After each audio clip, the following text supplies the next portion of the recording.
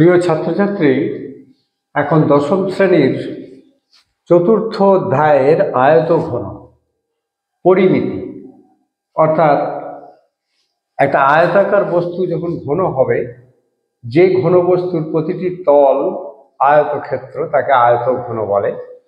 এছাড়াও কিউবয়েড অর্থাৎ ঘনকও হতে পারে, যেমন লুডোর ছক্কা, দৈর্ঘ্য প্রস্থ উচ্চতা তার সমান, তাকে বলে ঘনক বস্তু। আর যার দৈর্ঘ্য প্রস্থ উচ্চতা আলাদা আলাদা তাকে বলা হয় আয়তঘন। এগুলোকে সবকটাকেই সমকোণী চৌকল বলা হয়।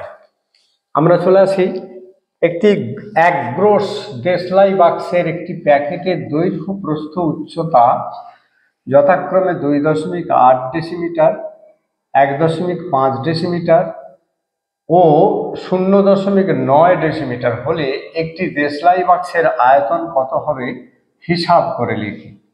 তাহলে আমরা প্রথমে দেখে নিই যে এক গ্রোশ মানে কি। এক গ্রোশ মানে 12 ডজন। তাহলে আমরা দেখে নিই এক গ্রোশ মানে 12 ডজন সমান 12 গুণ 12, 1 ডজন মানে 12টি। তাহলে 12 ডজন মানে কত? 12 12 144টি, মানে 144টি। তাহলে আমরা একটু দেখে নিই 144টি বাক্স দেশলাই বাক্সের আয়তন। দৈর্ঘ্য হচ্ছে 2.8 ডেসিমিটার, প্রস্থ কত 1.5 ডেসিমিটার, আর উচ্চতা কত 0.9 ডেসিমিটার। তাহলে এত ঘন ডেসিমিটার। আমরা একে যদি মিটার করে ফেলি, সবকটাকে ডেসিমিটার না করে যদি সেন্টিমিটার করি, তাহলে কি হবে? 2×28, একে 10 দিয়ে গুণ করলে 28 হবে, একে 10 দিয়ে গুণ করলে 15 হবে, আর একে 10 দিয়ে গুণ করলে 9 হবে। এত ঘন সেন্টিমিটার। তাহলে সবকটাকে আমরা সেন্টিমিটারে প্রকাশ করে নিলাম। তাহলে 28, 15 আর 9 এটা ঘন সেমি হলো, এটা ছিল ঘন ডেসিমিটার। তাহলে একটি দেশলাই বাক্সের আয়তন কত হবে? 28 × 15 × 9 বাই 144। 144টা দেশলাই বাক্সের আয়তন। তাহলে আমরা একটু দেখে নিই। 9 16 144, 4 4 16, 4 7 28, 7 15 105-এর 4, মানে হলো 26.25 ঘন সেমি। তাহলে একটি দেশলাই বাক্সের আয়তন আমরা পেয়ে গেলাম। এবারে বলছে, কিন্তু যদি একটি দেশলাই বাক্সের দৈর্ঘ্য, অর্থাৎ দেশলাই বাক্সগুলো 144টা দেশলাই বাক্স একসঙ্গে রেখে একটা বড় প্যাকেট তৈরি করা হয়েছে, যার দৈর্ঘ্য হচ্ছে 2.8 ডেসিমিটার, প্রস্থ হচ্ছে 1.5 ডেসিমিটার এবং উচ্চতা হচ্ছে 0.9 ডেসিমিটার। তার মানে অ্যাকচুয়ালি 28 সেন্টিমিটার, 15 সেন্টিমিটার, 9 সেন্টিমিটার। তাহলে একটা দেশলাই বাক্সের আমরা করে নিয়েছি। এবারে বলছে যে একটি দেশলাই বাক্সের দৈর্ঘ্য 5 সেন্টিমিটার, প্রস্থ 3.5 সেন্টিমিটার হয়, তাহলে তার উচ্চতা কত হবে? তাহলে ধরি প্রতি দেশলাই বাক্সের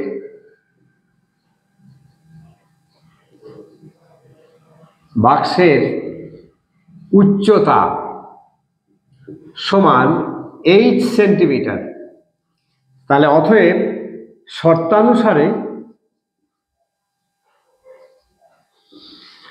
শর্তানুসারে দৈর্ঘ্য হচ্ছে 5 সেন্টিমিটার, প্রস্থ হচ্ছে 3.5 সেন্টিমিটার আর উচ্চতা হচ্ছে 8 সেন্টিমিটার, ইজিক্যাল টু একটা দেশলাই বাক্সের আয়তন 26.25। অতএব h সমান 26.25 বাই 5 গুণ 3.5। দশমিক পর 2 ঘর আছে, তলায় 100 গুণ করে দাও। তলায় 100 অর্থাৎ ভাগ করে দেওয়া হলো। এটা 1 ঘর পরে আছে 10 দিন। এবার দেখো একটু কাটাকাটি আমরা করে নিই। 5 5 এ 25, 5 দুগুণে 10, 5 5 এ 25, 5 7 এ 35, এটাকে 5 দিয়ে কেটে নিই। 5 1 এ 5, 5 5 এ 25, 105, 7 15 105, একবার টুকে ফেলি, একটু কাটাকাটির মতো হয়েছে। উপরে তাহলে 15 আছে আর 10 আছে, নিচে 100 আছে, কাটলে কত হয়? 15 10 সমান 1.5 সেন্টিমিটার। তাহলে অতএব প্রতি দেশলাই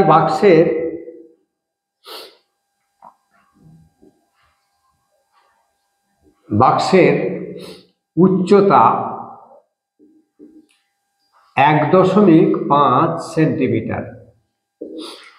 আমি আজকে 16 দাগের অঙ্ক থেকে শুরু করেছি।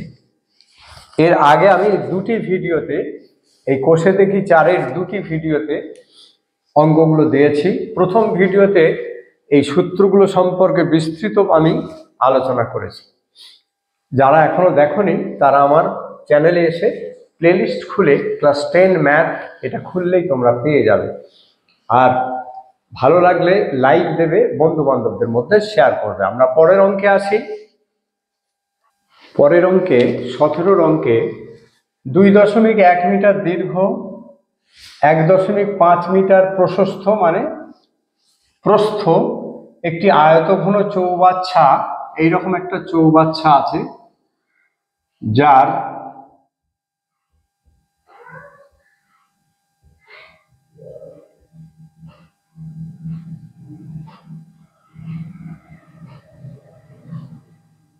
এইরকম একটি চৌবাচ্চা আছে,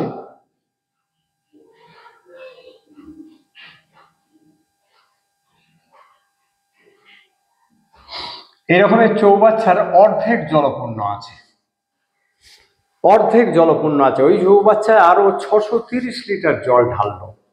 যদি আরো 630 লিটার জল ঢালা হয় তাহলে জলের গভীরতা কতটা বৃদ্ধি পাবে? যেহেতু এটা লিটারে আছে তাহলে এগুলোকে আমরা মিটার থেকে ডেসিমিটার করে নেব। তাহলে দৈর্ঘ্য, চৌবাচ্চার দৈর্ঘ্য সমান 2.1 মিটার সমান 21 ডেসিমিটার। প্রস্থ বা প্রশস্ত একই কথা, 1.5 মিটার সমান 15 ডেসিমিটার। ধরি গভীরতা H ডেসিমিটার বৃদ্ধি পাবে। তাহলে অতএব শর্তানুসারে এই H ডেসিমিটার বৃদ্ধি পেলে এর আয়তনটা কত হবে? এই এতটা যে আমরা ঢালবো, এটা অর্ধেকটা ছিল, এই অর্ধেকটা থাকার পর যখনই 630 লিটার ঢালবো তখন আর একটু বেড়ে গেল। এই যে বেড়ে যাওয়া, এটা H উচ্চতা ধরে নিচ্ছি, H উচ্চতা ধরেছি। তাহলে শর্তানুসারে ওই অংশের জলের আয়তন কত হবে? না, আয়তন হবে দৈর্ঘ্য ইন্টু প্রস্থ ইন্টু উচ্চতা। কত লিটার জল? 630 লিটার জল। এটা ঘন ডেসিমিটার আমরা জানি, যেহেতু 1 ঘন ডেসিমিটার সমান 1 লিটার, তাই লিটারের সঙ্গে আমরা ঘন ডেসিমিটারকে এক কাজে করে দিতে পারি। তাহলে অতএব H সমান 630 বাই 21 গুণ 15। তাহলে একটু কাটাকাটি করি, 3 21 63, 15 2 30, তাহলে 2। অতএব উচ্চতা বা গভীরতা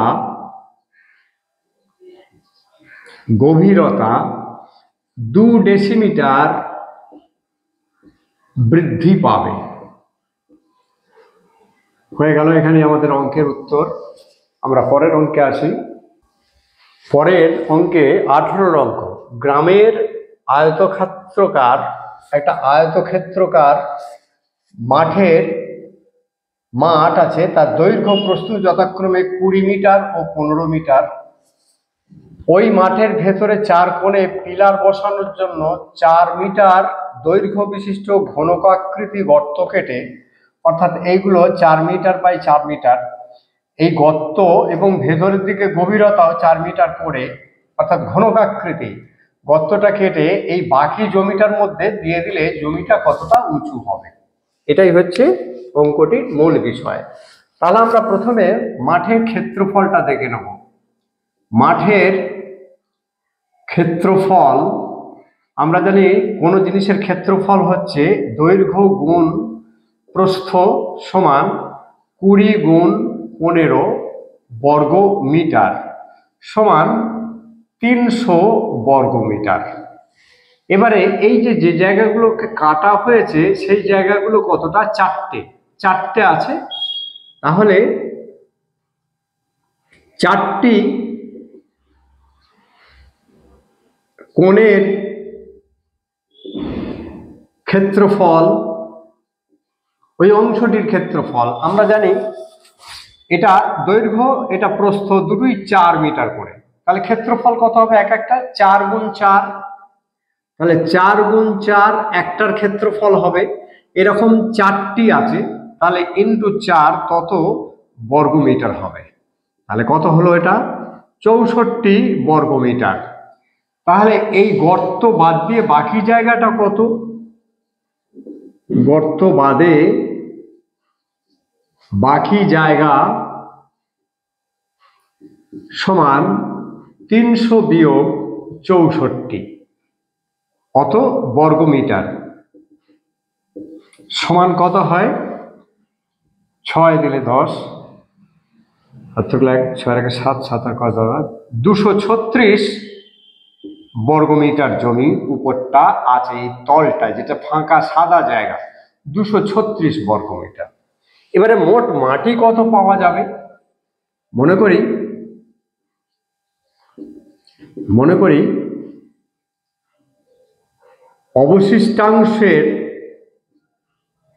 অবশিষ্ট জমির উচ্চতা, ওই মাটি দিয়ে উচ্চতা h মিটার বৃদ্ধি পাবে।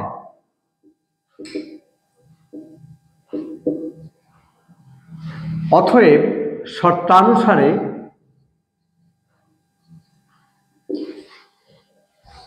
ক্ষেত্রফল ইন্টু গভীরতা মানে আয়তন, মোট মাটির আয়তন কত হবে? না, মোট মাটির আয়তনটা আমরা একটু দেখে নেব পরে। তার আগে আমরা দেখে নিই 236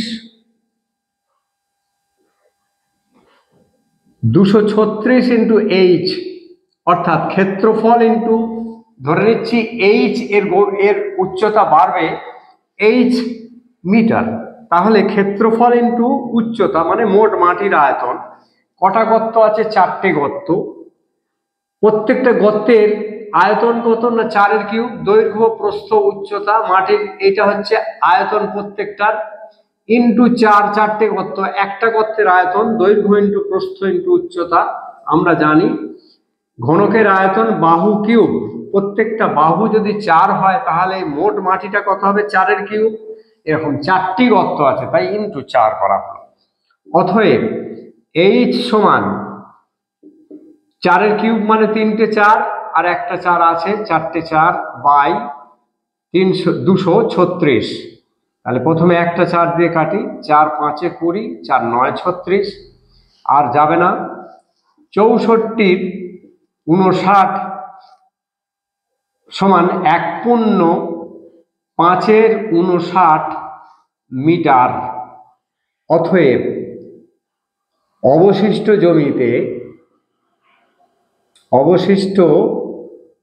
মাঠে 1.5 মিটার উচ্চতা বৃদ্ধি হবে। এটাই হয়ে গেল আমাদের উত্তর। আমরা পরের অঙ্কে আসি। আমরা চলে আসি 19-এর অঙ্ক। 48 মিটার লম্বা 31.5 মিটার চওড়া এক খণ্ড নিচু জমিকে 6.5 ডেসিমিটার উঁচু করার জন্য ঠিক করা হয়েছে। পাশের 27 মিটার লম্বা এবং 18.2 মিটার চওড়া একটি জমির গর্ত করে মাটি তোলা হবে পাশের জমিটা থেকে।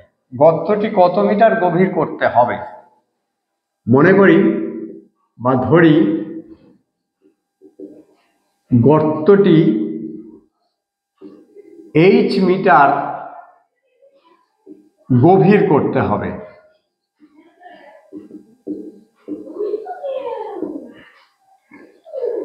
H মিটার গভীর করতে হবে। তাহলে অতএব শর্তানুসারে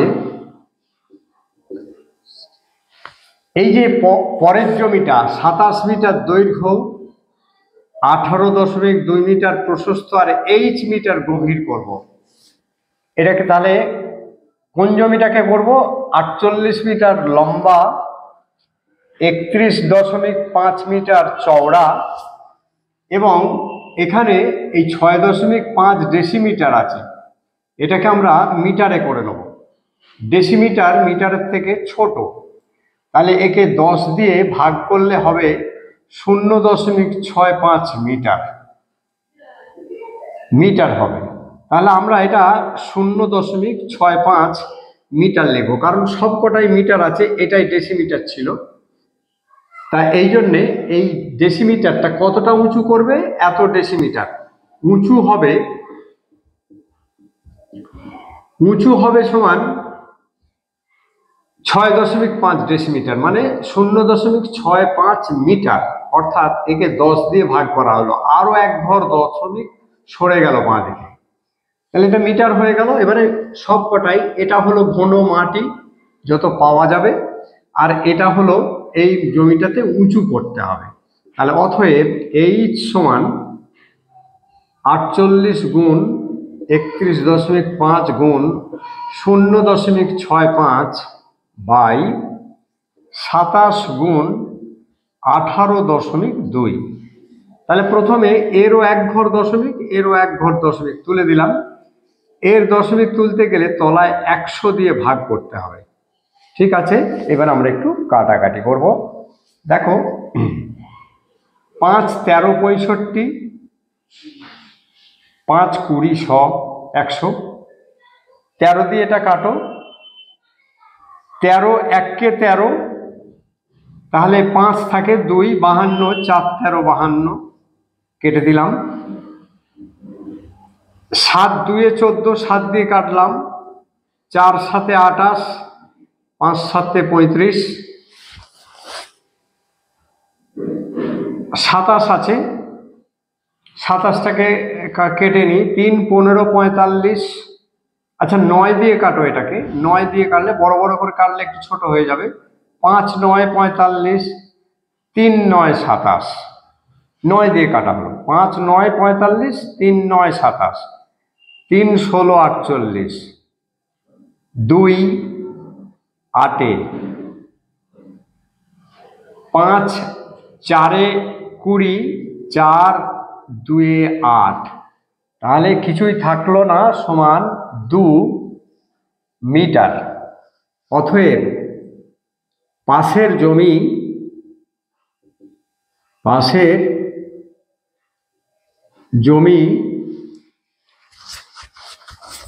জমিটি 2 মিটার গভীর করতে হবে। 2 মিটার গভীর কাটতে হবে। 2 মিটার গভীর করে কাটলেই ওই জমিটা উঁচু হয়ে যাবে। যাই হোক, এই 4টি অঙ্ক হলো। এর পরের ভিডিওতে আমি বাকি অঙ্কগুলো দেবো। তোমরা এখনো যারা সাবস্ক্রাইব করোনি তারা সাবস্ক্রাইব করে নেবে এবং নোটিফিকেশন বেল আইকনে প্রেস করবে, যাতে করে আমি আপলোড করার সঙ্গে সঙ্গে তোমরা পেয়ে যেতে পারো। আজ এই পর্যন্তই, ধন্যবাদ।